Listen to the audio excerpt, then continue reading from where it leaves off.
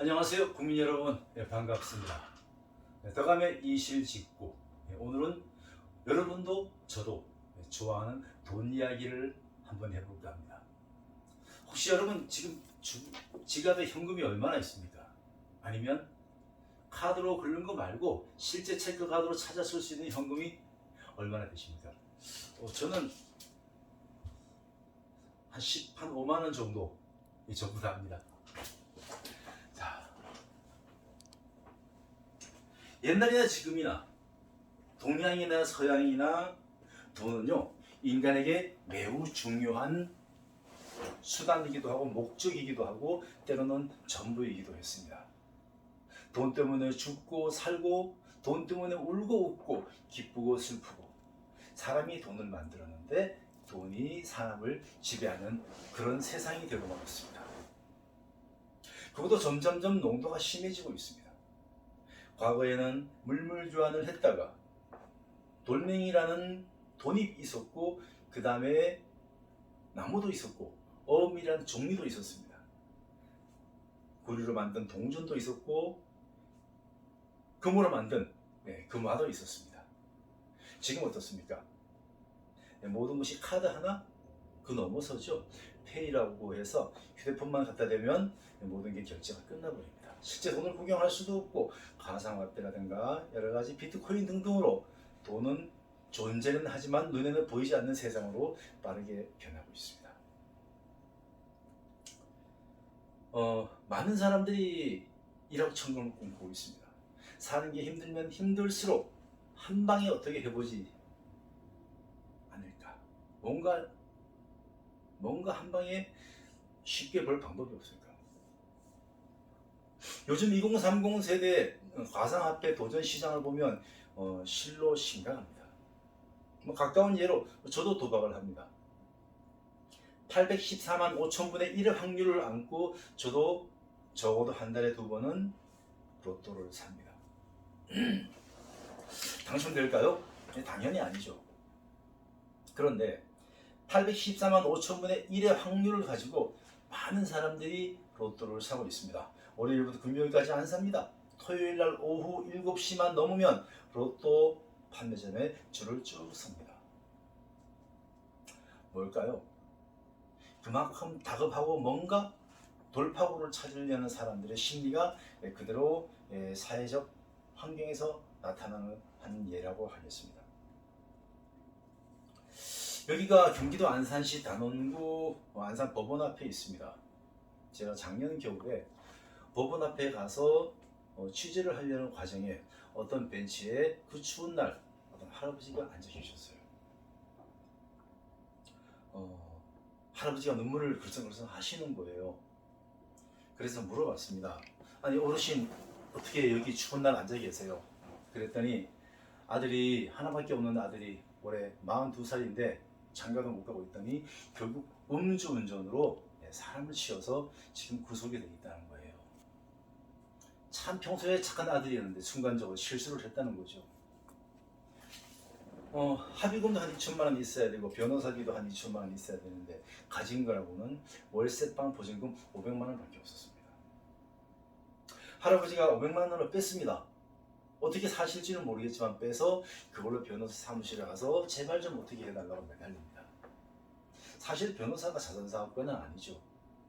그 500만 원이 할아버지한테 전 재산일지라도 누구에게는 하룻밤 술값일 수도 있고, 또 고액의 수임을 해야만이 먹고 살 수밖에 없는 변호사 입장에서는 그리 달가운 손님은 아닙니다.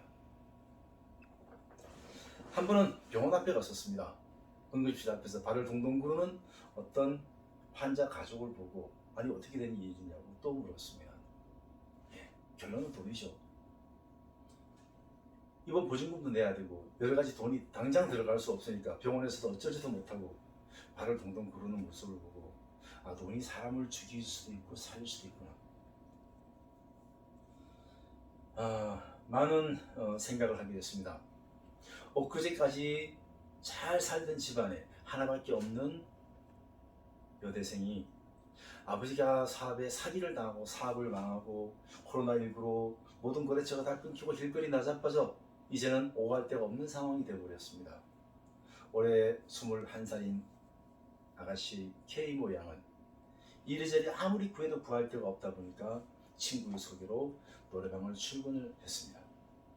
첫날 앉아서 술을 따르는 그 기분이 어떻겠습니까? 그러고 싶어서 그랬을까요? 예, 닥치면 어쩔 수 없는 게 사람인 것입니다. 한때 아무리 돈이 많았어도 지금 버스 요금이 없다면 걸어야 하는 것입니다. 그렇게 돌고 도는 돈은요, 때로는 누군가에게 희망이 되고 전망이 될 수도 있습니다. 그런 돈을 해결해 주기 위해서 은행이라는 게 있고, 그 다음에 제2금융권이라는 게 있습니다. 제3금융권, 대부업, 그리고 마지막에는 불법 사채 시장까지 있습니다. 자, 이 세상에 비싼 이자를 주고 돈을 빌리고 싶은 사람이 누가 있을까요? 아무도 없습니다. 반대로 신용이 안 좋고 담보도 없는 사람에게 어떤 은행이 돈을 빌려줄까요? 물론 그런 은행 또한 없습니다. 통상 일반 서민들이 캐피탈을 통해서 돈을 빌리러 가면 평균 연리 25%에서 30%까지 제시를 합니다.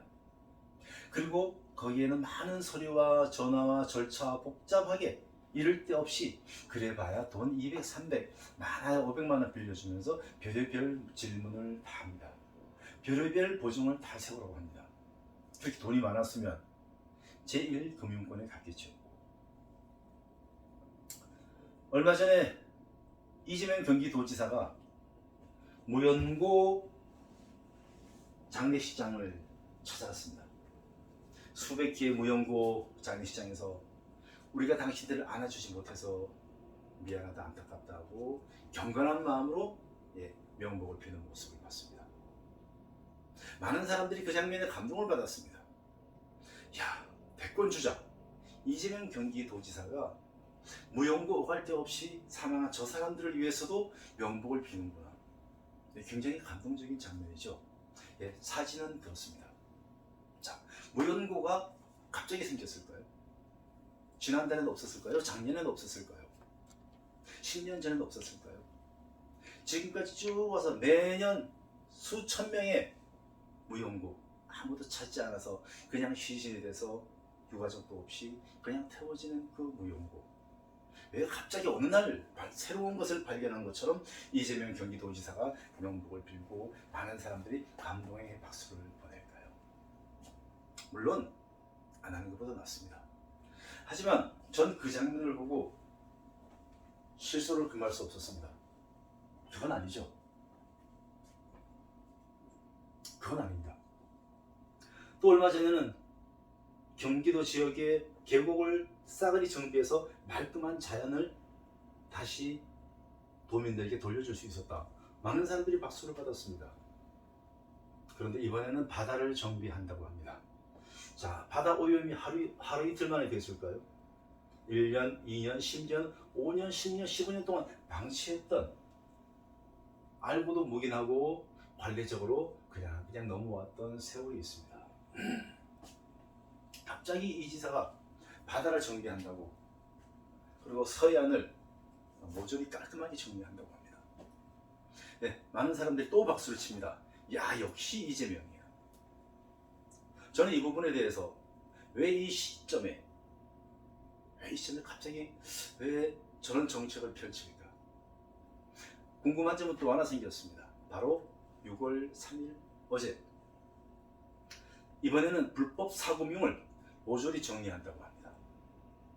자, 불법 사금융, 원금은 말할 것도 없고 이자도 주지 않아도 되는 그런 과감한 정책을 펼치겠다라고 합니다. 자, 불법 사금융, 고리업자, 고액의 이자, 오늘 갑자기 생겼을까요? 아니면 1년 전, 2년 전에 생겼을까요? 아닙니다. 옛날 조선시대 때부터 내려오던 고리 대금업자, 사람이 죽어서 다음 사후 세계에 가서 가장 대우를 받지 못하는 직업이 고리 대금업자라고 합니다.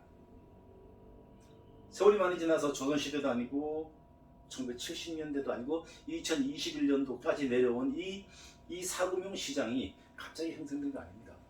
그런데 이 없는 서민들에게 고액의 이자를 뜯는 나쁜 놈들을 아주 근절하고 박멸해버리겠다. 멋있습니다. 정말 사진 잘 나옵니다.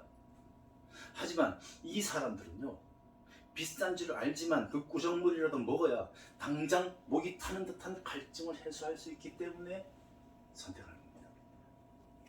그리고 이런 이야기를 합니다. 왜 그렇게 비싼 이자를 주고 사냐고.